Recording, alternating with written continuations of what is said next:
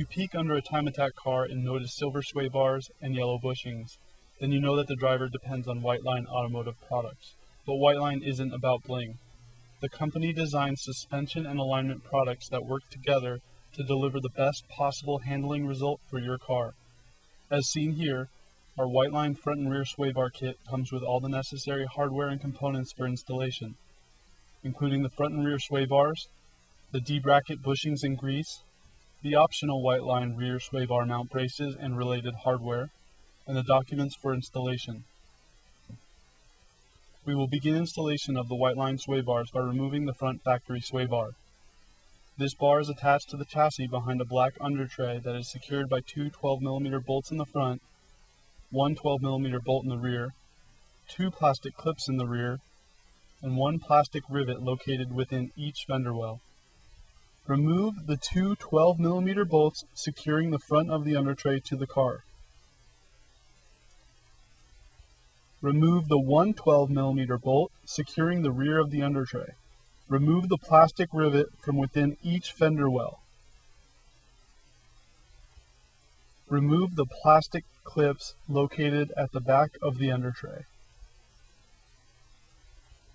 Carefully lower the tray and remove it from under the vehicle.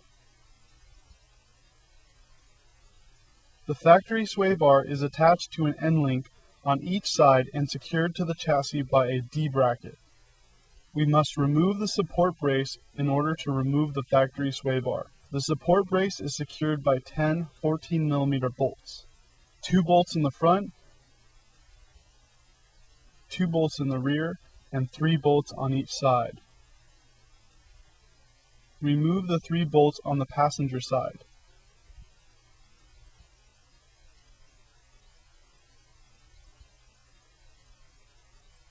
Remove the 2 bolts on the rear.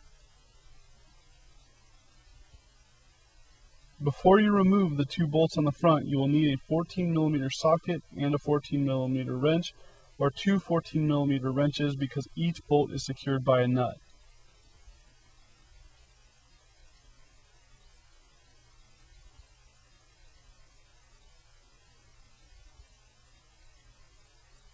Finally, remove the last 3 14mm bolts on the driver's side. As you loosen the last bolt, hold the plate to keep it from falling on you when you remove the bolt from the last thread.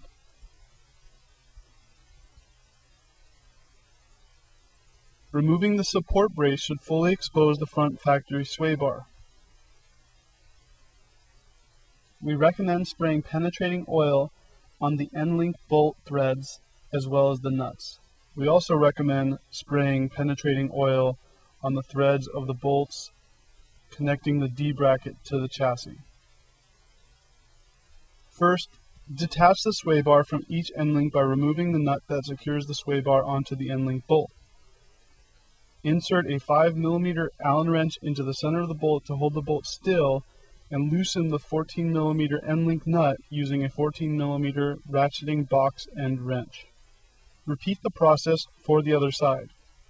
Next, loosen the single 12mm nut and 12mm bolt on each D-bracket and remove the D-bracket. Repeat the process for the other side, but secure the sway bar with your hand to keep it from falling on you as you remove the last D-bracket. Slide the end link bolts away from the center of the car and remove the sway bar from the end link bolts. Here is a comparison between the stock front sway bar and the front Whiteline sway bar. The Whiteline front sway bar is adjustable, considerably thicker, and it comes with retaining collars to prevent the bar from moving during hard cornering. Find the yellow Whiteline D bushings that will fit inside the D brackets and notice the cross-hatching on the inside of the bushings. Take the Whiteline supplied grease and liberally apply it to the inside of the bushings. Also, liberally apply grease to the surface area of the sway bar that will make contact with the D bushings. With the bushings installed on the bar, it's time to reinstall the bar in the car. Slide the end link bolt on the driver's side through the desired sway bar hole and loosely thread the nut onto the end link bolt. Repeat the process for the passenger side. Install the D bracket, making sure the arrow inscribed on the bracket points toward the front of the vehicle. Loosely thread on the 12mm nut and then the 12mm bolt. Repeat the process for the passenger side. Using the 14mm wrench, tighten the driver's side end-link nut until it begins to spin the end-link bolt. Then insert the 5mm Allen wrench into the bolt and continue to tighten the nut to 35 foot-pounds. Tighten the D-bracket bolts and nuts and torque them to 18 foot-pounds.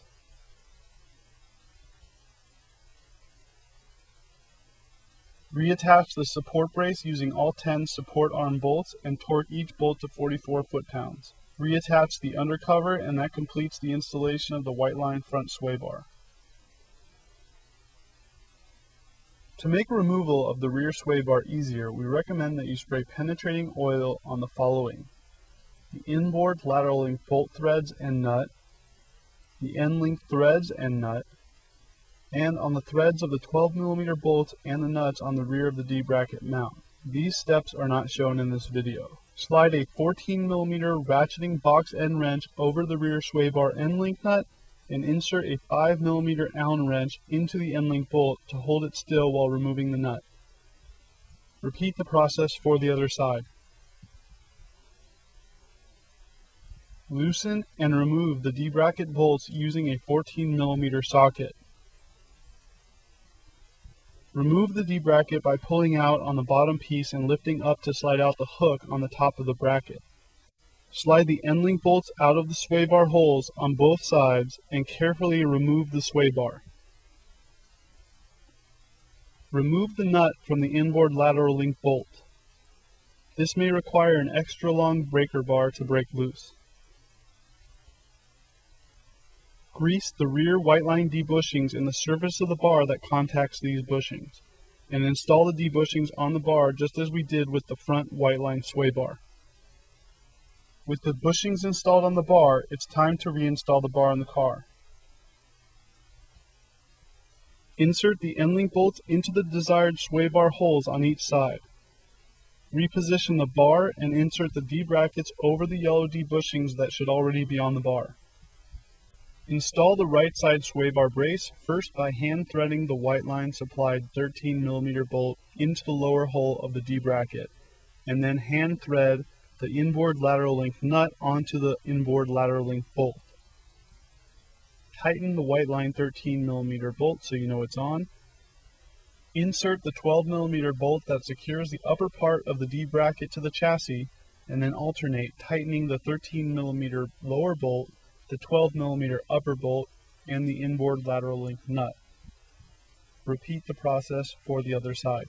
Reinstall the nut onto the end link bolt, tighten the end link bolt, and torque it to 35 foot-pounds.